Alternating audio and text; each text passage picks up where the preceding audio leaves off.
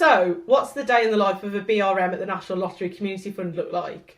That's a really interesting question. A day varies quite significantly depending on what's happening. So it can range from things like emails, organising meetings, doing plans, writing up documentation, to actually working on projects with the technology team. And then the other side of that is all of the partnering. So partnering with the learning and development team on skills that people might need, partnering with the directorates that I work with on what their plans are and how they can get the most out of technology, what they want from us and how we can work together. And then finally, the business planning cycle. So working with the strategic planning and delivery managers to make sure that the technology is understood within people's projects and everybody understands what technology we're bringing in. So the main purpose for me is to make sure that all of the conversations that I have purpose and add value to the overall aims and ambitions of the organisation. Hello and welcome to this episode of A Day in the Life. I'm so pleased to welcome Hannah Cooper from the National Lottery Community Fund. Hannah, can you tell us a little bit about yourself, please? I'm Hannah Cooper. I am an IT business partner at the National Lottery Community Fund.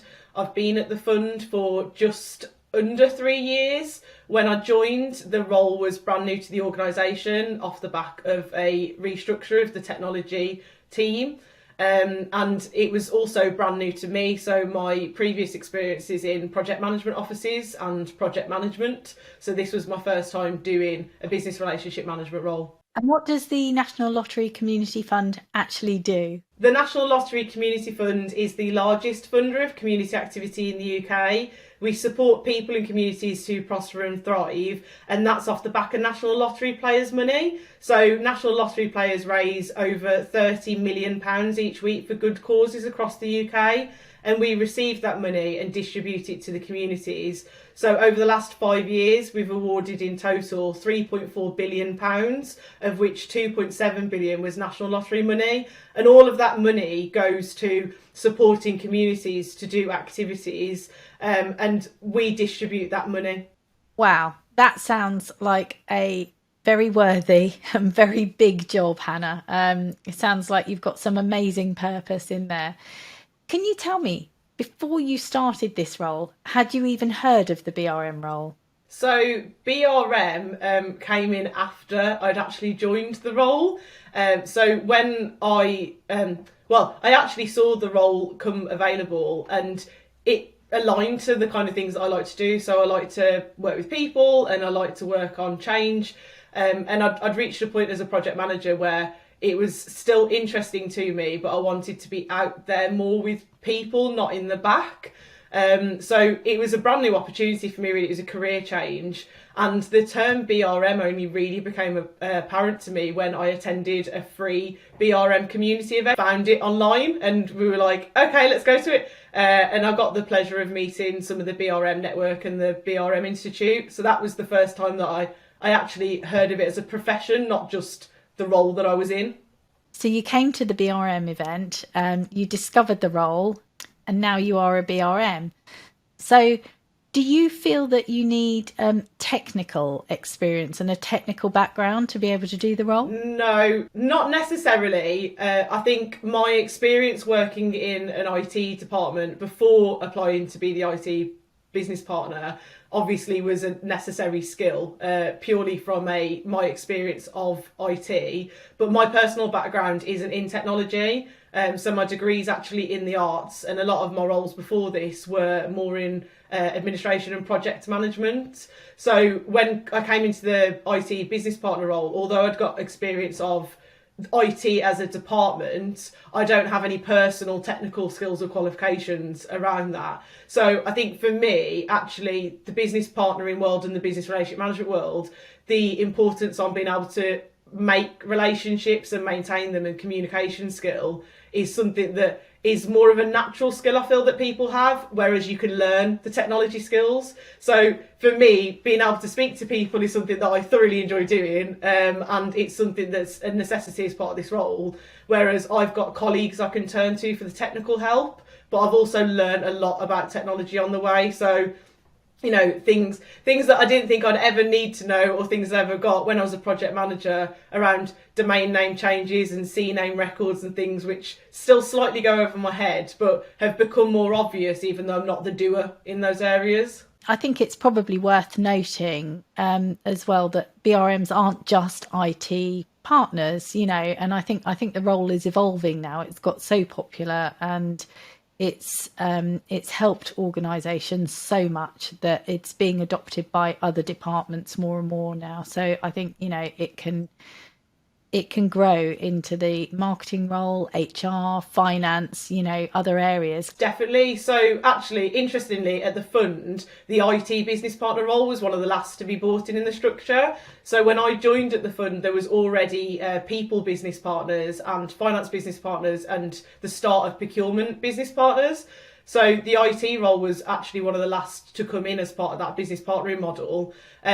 And I think there's a lot of merit, there's huge amounts of merits in people having it, because it does change the focus of stereotypical corporate services into being partnership roles. I think a lot of the time corporate service functions within any organisation are seen as kind of on the side of the rest of the business or the rest of the organisation, whereas taking a partnering approach makes it very central to the function that they do. So, everybody needs those areas in order to operate with what they're doing in their business needs. So people need to recruit people, they need money to do what they need to do. Technology now underpins absolutely everything that people do in order to operate. So they need the technology, and then obviously if procurement's required. So I think having them in multiple areas and having that partnership aspect really makes it integral to the operations of an organisation, rather than just be seen as going to them at the end of the process if they're required.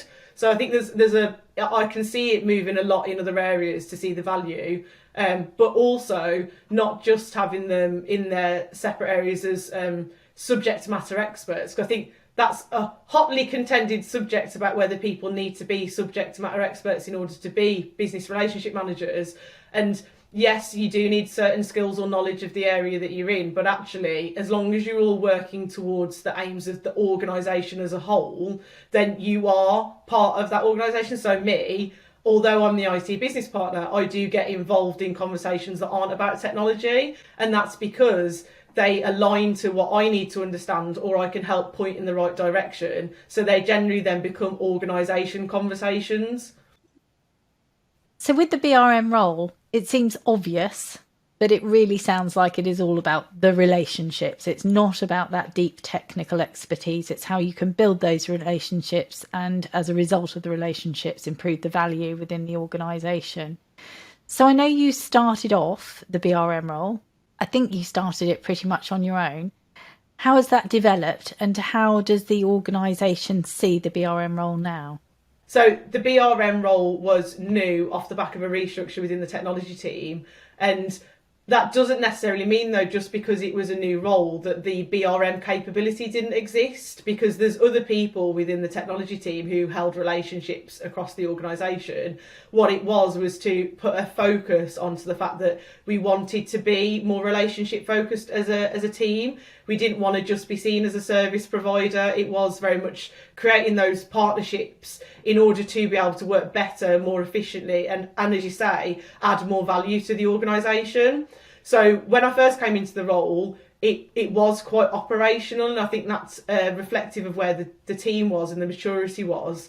And what really cemented that for me was when I did my BRMP and saw the BRM maturity model, which explained the different levels of maturity. What I've aspired to do throughout the time that I've been at the fund is to move that position to become that strategic partner. So I think what's been really important for me personally is keeping hold of that aspiration. That was an aspiration that was decided when the role was approved. It was an aspiration that I was was shared with me when I started the role. So it's something where it's not to let that halt or hinder. It's every challenge is an opportunity. So how it started was, it was quite operational. It was a lot of senior escalations or sharing thoughts about service provision.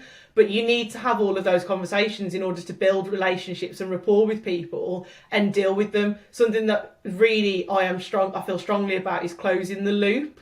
So if someone comes to you with an issue, even if you aren't the one to provide the solution to it because it's too technical or it falls within another process, is knowing where to redirect that to in order to get a solution for the person who's asked. And all of those little things start to add up to build a relationship with somebody, so that you then can start to have those conversations where you say, okay, moving away from the service, what are your requirements of technology moving forward? How do you see us supporting the business plan? And that's where it is now. So it has changed quite a lot from when it first started. The conversations I have now are far more about business planning and strategy and how technology can actually enhance and innovate people's working, rather than kind of the break fix technology that people were used to getting as a service.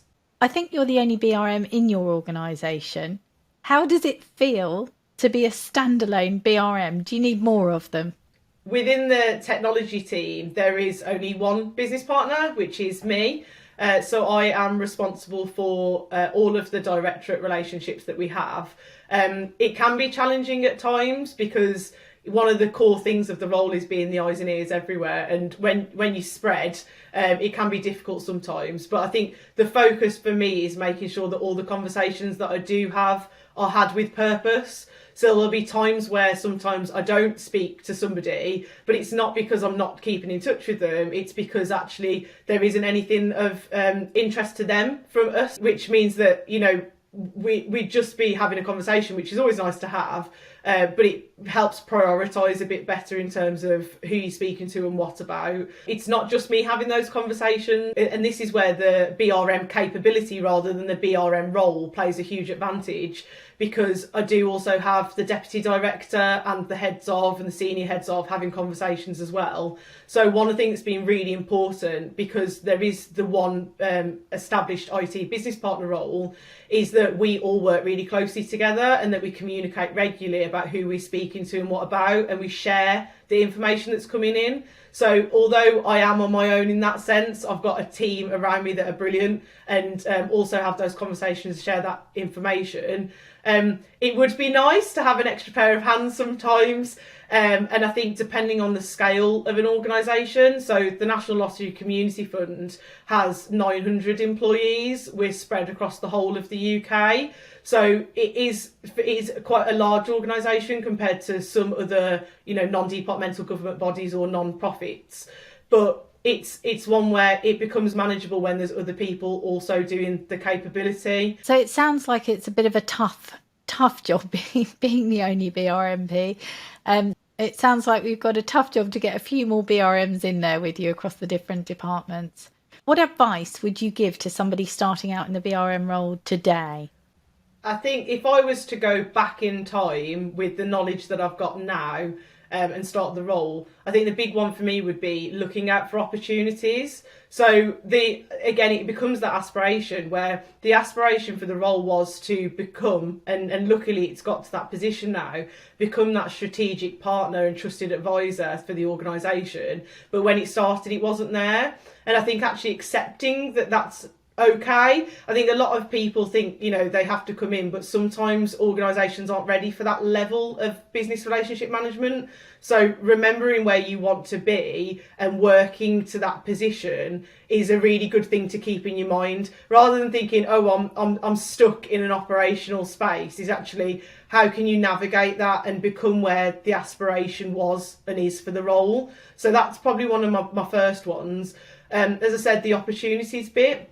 So look out for opportunities, especially because the role for the scale of organisation we have is me. It's, you know, how can I build the capability, not just the role? So where people are having conversations already, how can you learn about those?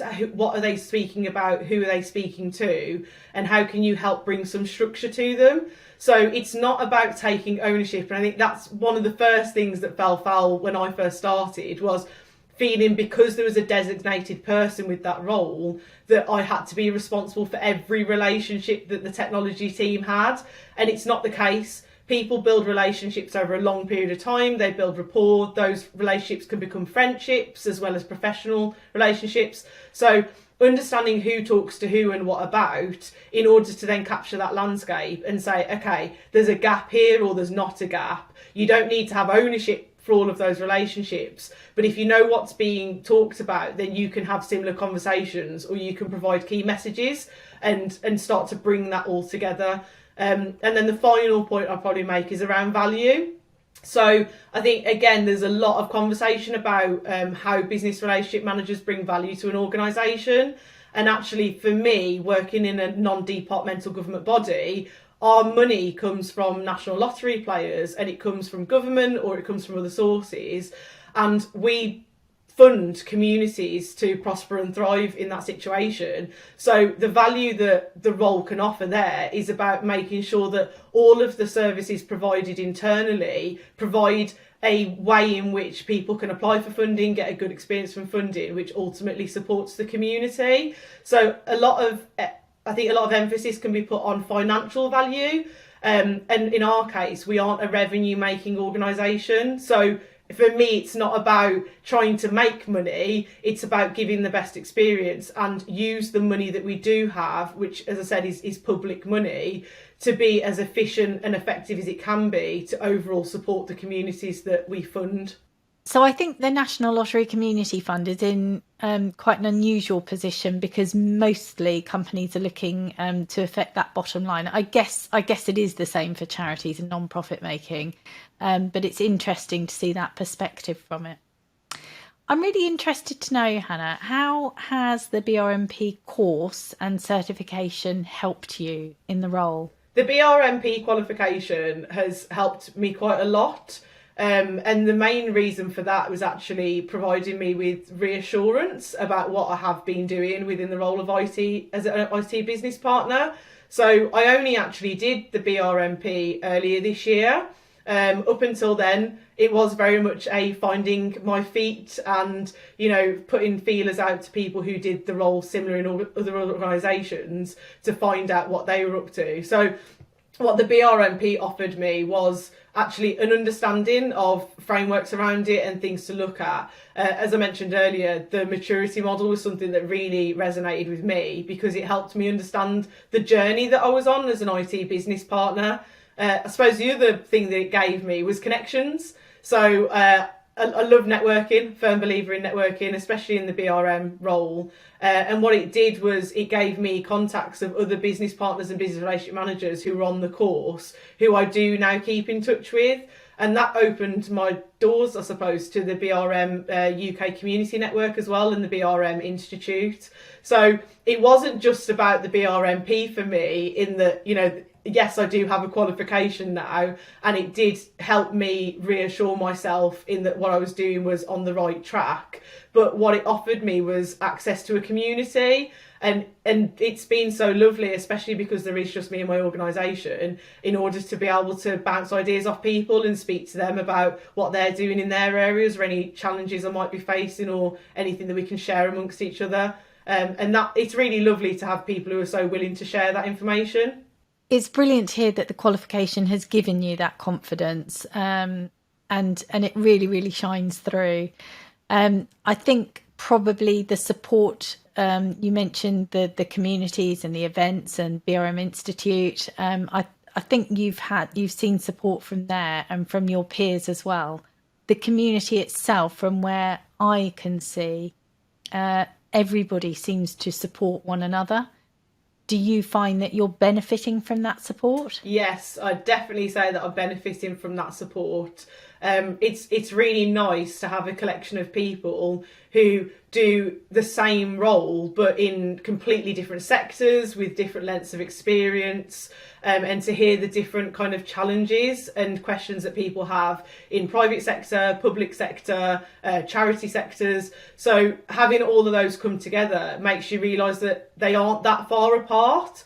So, you think that you'd have very different challenges, but actually, everybody is trying to do the best for the organisation that they work at, trying to make sure that things are as streamlined as possible, that money is spent as well as possible, that the correct things are brought in to support the overall aims and objectives of the organisation they work at. So, although the nuances might be slightly different in the reason for being, or kind of the fact that they're a private or a public, actually the day-to-day role itself and what people offer as part of that as a capability isn't that different. And that's really nice to have, because it means that I can work with people in the community who are in the private sector and still go to them for advice. It doesn't actually cause any barriers in how we can communicate with each other and support each other. Hannah, thanks so much. It's been a really interesting conversation, and it's great to hear how someone's sort of championing the role by themselves in the organisation. I know you're not on your own. I know that's not the message that you want to tell everybody, but I think being the sole BRM must be really tough. So thanks very much for sharing all of that with us. I wish we could go on a little bit longer. Hopefully we'll have you back very, very soon. Thanks so much, Hannah. Thank you, Estelle. It's been an absolute pleasure as always. If anybody wants to get in touch with me, they can contact me on LinkedIn, and I'll try my best to help where I can. It's great. Thank you so much.